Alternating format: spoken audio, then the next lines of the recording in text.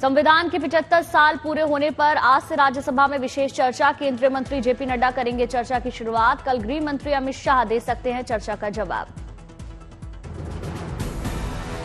संविधान पर राज्यसभा में बीजेपी की ओर से बोलेंगे केंद्रीय मंत्री भूपेंद्र यादव, निर्मला सीतारमण, हरदीप सिंह पुरी, सुरेंद्र नागर, घनश्याम तिवारी, सुधांशु त्रिवेदी। संविधान पर राज्यसभा में चर्चा के दौरान कांग्रेस की ओर से बोलेंगे मल्लिकार्जुन खड़गे, मुकुल वासनिक और अभिषेक मनु सिंघवी।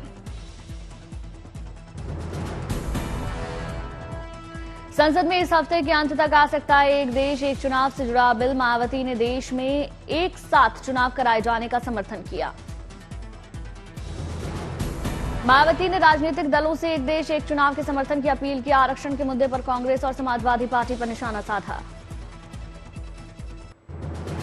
1971 में युद्ध पाकिस्तान पर जीत के 53 साल पूरे होने पर कोलकाता स्थित ईस्टर्न कमांड मुख्यालय में होगा कार्यक्रम। विजय दिवस समारोह में शामिल होने बांग्लादेश से कोलकाता पहुंचे बांग्लादेश के 8 मुक्ति योद्धा।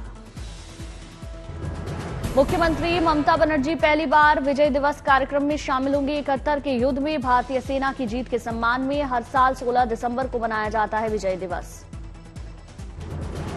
राजस्थान के जैसलमेर में भारत पाकिस्तान बॉर्डर पर अल्ट्रा मैराथन का आयोजन। लोंगेवाला युद्ध के 120 शूरवीरों को श्रद्धांजलि देने के लिए marathon. Jaisalmer Longewala ultra marathon में देश और विदेश से कुल 900 धावक शामिल। 1971 युद्ध के शहीदों के पराक्रम की याद में कार्यक्रम। जैसलमेर से शुरू होकर 160 किलोमीटर दूर लोंगेवाला में खत्म हुई मैराथन दौड़। धावकों ने लोंगेवाला युद्ध के जांबाजों को श्रद्धांजलि दी। उत्तर प्रदेश में आज से शुरू होगा विधानसभा का शीतकालीन सत्र। संभल मामले को लेकर विधानसभा सत्र के हंगामे के आसार। विधानसभा के शीतकालीन सत्र पर बोले नेता प्रतिपक्ष माता प्रसाद पांडे। सांप्रदायिक हिंसा पर सरकार को देंगे नोटिस। यूपी विधानसभा के शीतकालीन सत्र पर बोले डिप्टी सीएम केशव प्रसाद मौर्य। सरकार चर्चा करने और विपक्ष के सवालों के जवाब देने को तैयार। डिप्टी सीएम ब्रजेश पाठक बोले हर मुद्दे पर करेंगे चर्चा। प्रदेश के विकास की गति को करेंगे तेज। प्रदेश के चहुमुखी विकास के लिए प्रतिबद्ध। विधानसभा सत्र से पहले लखनऊ में हुई सर्वदलीय बैठक में सीएम योगी समेत बीजेपी के सहयोगी दलों और विपक्षी दलों के नेता शामिल हुए। नागपुर में आज से शुरू होगा विधानसभा का 6 दिन का शीतकालीन सत्र के हंगामेदार होने के आसार। महाविकास अघाड़ी का आरोप मायावती को ईवीएम की मदद से जीत मिली। ईवीएम पर विपक्ष के सवालों पर बोले सीएम देवेंद्र फडणवीस। निराश विपक्ष को ना तो लोकतंत्र और चुनाव आयोग में भरोसा और ना ही सुप्रीम कोर्ट और बाबा साहेब के संविधान में विश्वास। ईवीएम पर विपक्ष के सवालों पर बोले डिप्टी सीएम एकनाथ शिंदे। कर्नाटक झारखंड में जीतने पर वे कहते हैं ईवीएम अच्छा है और हारते हैं तो चुनाव आयोग को दोष देते हैं। नागपुर राजभवन में हुआ फडणवीस मंत्रिमंडल का पहला विस्तार। 39 विधायकों ने मंत्री पद की शपथ ली। बीजेपी के 19, शिवसेना के 11, एनसीपी के 9 विधायक बने मंत्री। एकनाथ शिंदे की शिवसेना पार्टी की ओर से गुलाबराव पाटिल ने मंत्री पद की शपथ ली। ईवीएम पर कांग्रेस के सवालों पर बोले जम्मू कश्मीर के मुख्यमंत्री उमर अब्दुल्ला। ईवीएम का रोना बंद कर चुनाव नतीजों को स्वीकार करे कांग्रेस। उमर बोले जीत पर जश्न मनाए और हारने पर ईवीएम को दोष दे, ऐसा कैसे हो सकता है। ईवीएम पर उमर अब्दुल्ला के बयान पर बोले बीजेपी नेता अमित मालवीय व्यक्ति की तरह दिख रहे राहुल गांधी, जिनके साथ कोई खड़ा नहीं होना चाहता।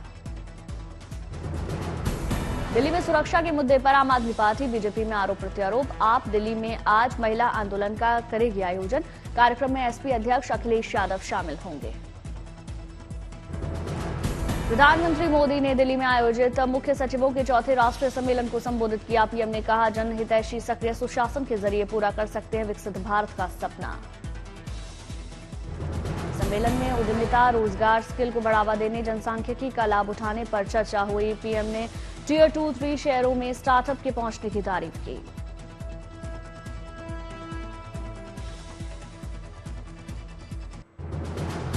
हरियाणा के अंबाला में आज ट्रैक्टर मार्च निकालेंगे किसान। हरियाणा पंजाब बॉर्डर पर प्रदर्शन कर रहे किसानों ने पंजाब को छोड़कर देश के बाकी किसानों से सुबह 10 से दोपहर 12 बजे तक ट्रैक्टर मार्च निकालने की अपील की। कांग्रेस नेता विनेश फोगाट ने पंजाब हरियाणा के खनौरी बॉर्डर पर किसान आंदोलन में हिस्सा लिया। प्रदर्शनकारी किसानों का समर्थन किया।